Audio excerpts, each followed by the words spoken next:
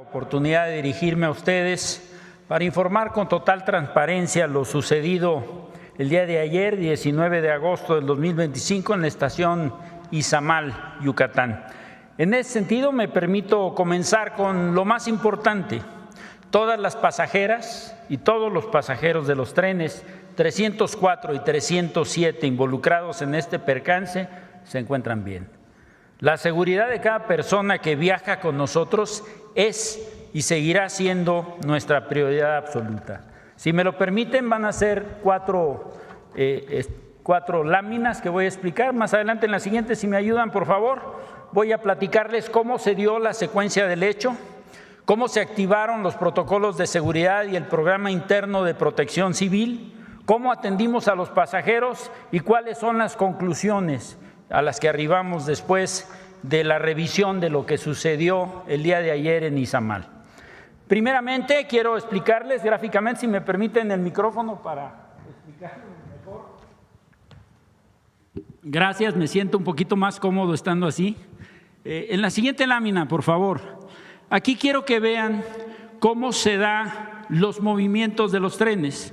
El tren 304 que viene de Cancún toma la vía directa porque la posición del aparato de cambio de vía que ustedes ven en este lado izquierdo, aquí se nota claramente cómo está en posición directa. Y el tren del tren 307 está estacionado en el andén. Antes de entrar a vía, los garroteros toman una fotografía y verifican visualmente que este aparato se encuentra en posición. Esto es muy importante, es un trabajo que hace el garrotero para garantizar que no haya posibilidad del accidente. Los aparatos de cambio de vía se mueven de manera automatizada. ¿Desde dónde? Desde el puesto de control zonal en Mérida. De tal suerte que cuando el centro de despacho de trenes le dice al maquinista que es una mujer, le dice a Janet que avance, Janet visualmente verifica que esté en posición el aparato y entra con su tren.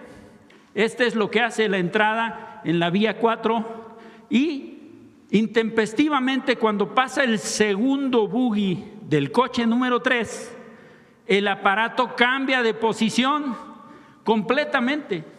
No es que se haya separado un poco la aguja. ¿Qué es lo que sucedió? Es una anomalía que tenemos que analizar porque eso no debería haber pasado en el diseño del sistema ferroviario. Entonces, si ustedes se fijan en la fotografía, la posición se pone completamente a la izquierda, ambas agujas, y entonces se pone en posición desviada. Y es lo que provoca que el coche número 3, el buggy número 2, es el que se sale de la vía. Por eso es un percance de vía, no es un descarrilamiento, porque solamente es un buggy del coche 3 el que se sale, y al salirse queda ligeramente recostado con el MC1 del tren 307 que estaba parado. Entonces, por eso es que se ve inclinado y el tren, el coche número 4, queda sobre la vía 2 completamente. No sale de la vía, queda completamente posicionado. Ahora, ¿qué es lo que estamos haciendo? En la siguiente lámina, por favor. La seguridad de los pasajeros, como lo dije, es el factor más importante para el Tren Maya. Inmediatamente después del incidente se aplicaron los protocolos de seguridad. La maquinista, al sentir el jalón de desacople de la vía, aplica el freno de emergencia, como está previsto. El freno de emergencia funciona inmediatamente y detiene el tren. Al momento que ella se percata del jalón, los pasajeros sin afectaciones y ni lesiones. El personal a bordo del Tren Maya y la Guardia Nacional están capacitados para atender situaciones de crisis. Ellos fueron los que se encargaron de bajar y evacuar a todos los pasajeros. En el tren número 307, que estaba en el andén, se evacuó en 7 minutos. El tren 304, que estaba sobre la vía principal, teníamos que bajarlo a los pasajeros con escaleras de emergencia, los bajamos a la vía y los evacuamos por el andén contrario.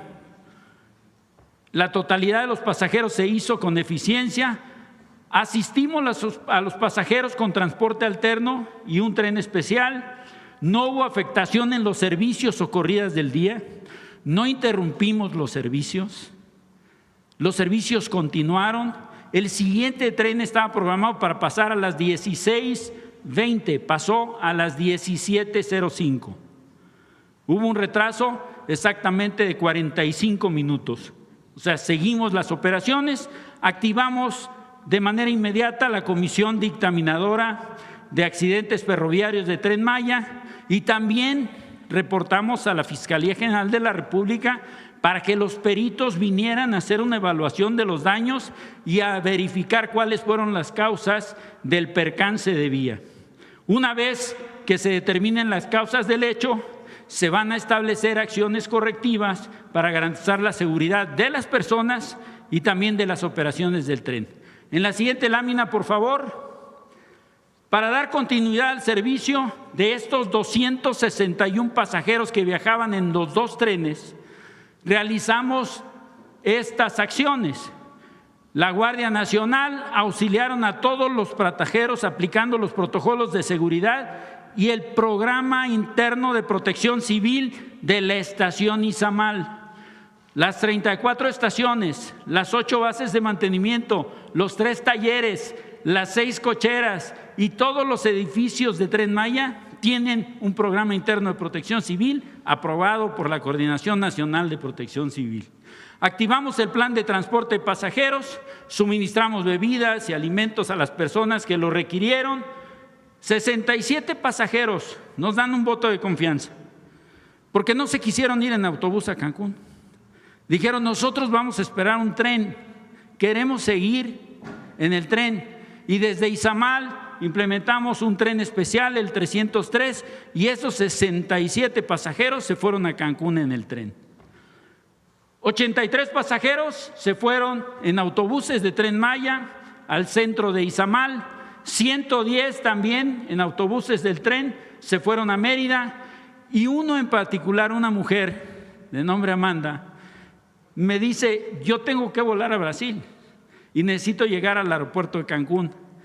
Ella ha utilizado el tren para viajar en varias ocasiones y me dice, yo siempre he tomado este tren y he llegado a tiempo.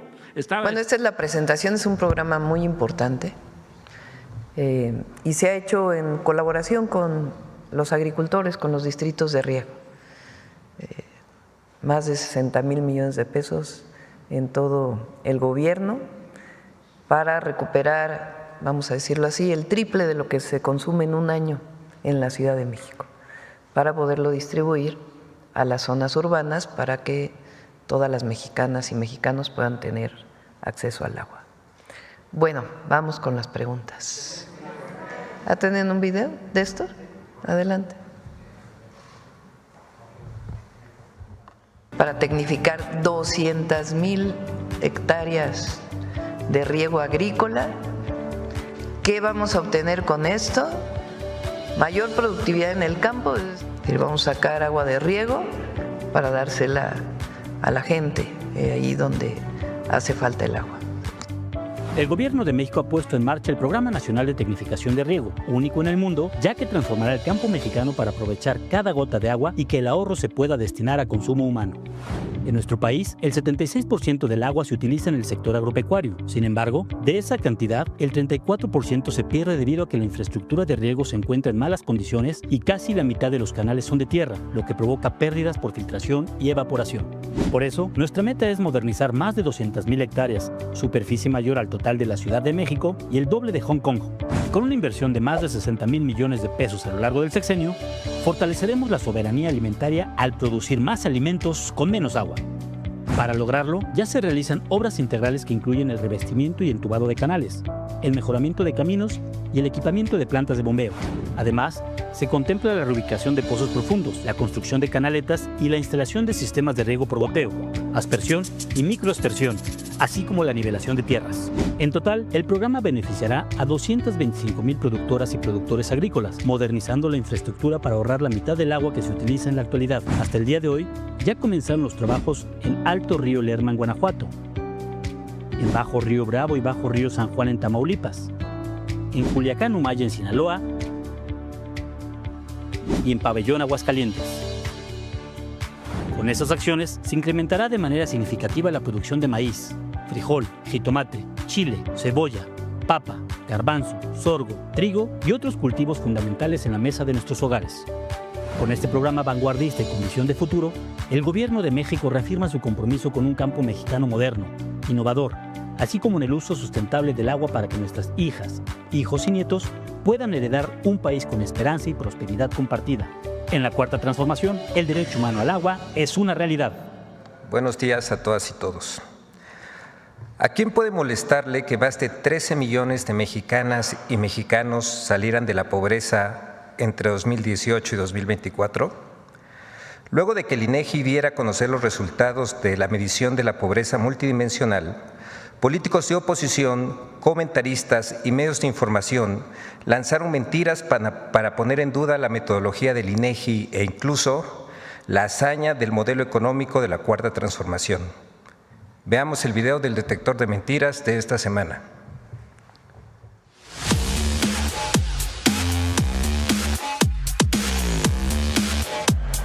Falsas modificaciones a la metodología del INEGI para manipular los datos de pobreza en México y mentiras sobre el costo de la gasolina son algunas de las noticias falsas que el detector de mentiras localizó esta semana. 1. Los datos sobre pobreza multidimensional del INEGI son incorrectos.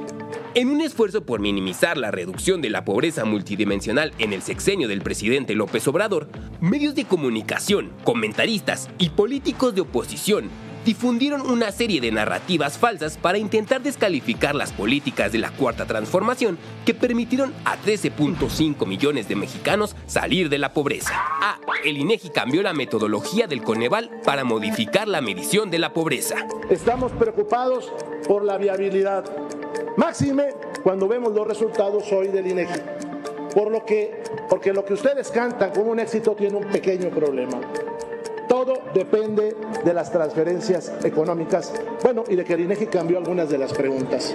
Y además, otro tema que me parece muy importante analizar en estos datos es si son comparables o no las cifras, si podemos hablar de esta disminución o no comparando con años anteriores. ¿Por qué? Porque cambió la metodología del INEGI.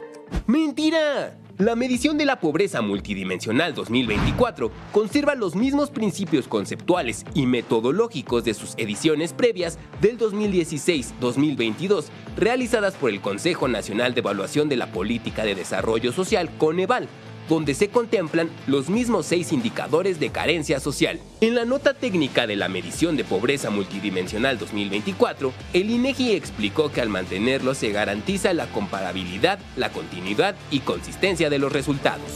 B. Los resultados del INEGI sobre pobreza multidimensional son propaganda del Gobierno de México.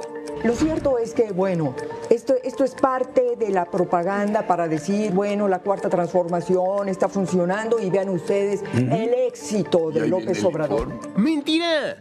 Los resultados del informe sobre pobreza multidimensional, presentados por el INEGI, un órgano autónomo, derivan de la Encuesta Nacional de Ingresos y Gastos de los Hogares, la cual se realiza desde 1984 y cada 2 años desde 1992, con el objetivo de proporcionar un panorama estadístico del comportamiento de los ingresos y gastos de los hogares, de acuerdo con la Ley General de Desarrollo Social.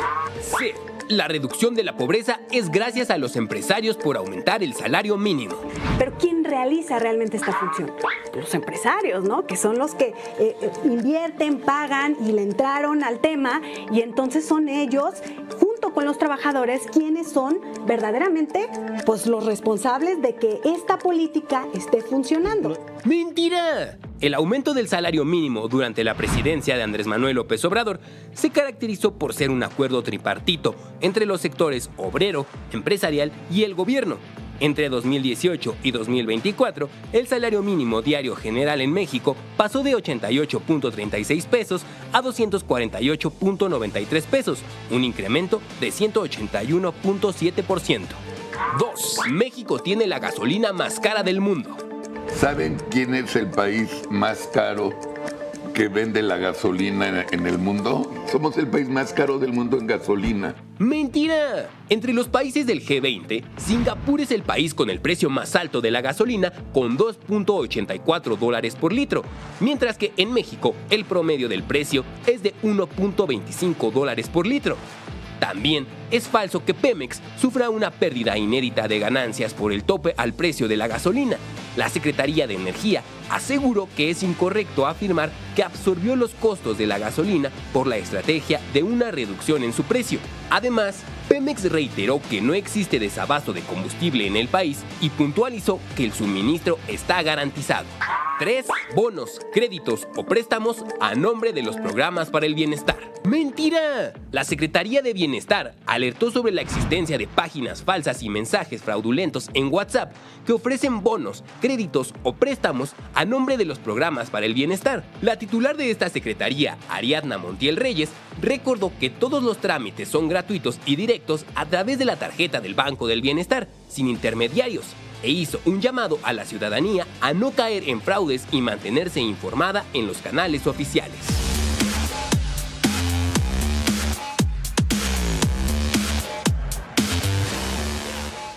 Muchas gracias, presidenta. Gracias, buen día.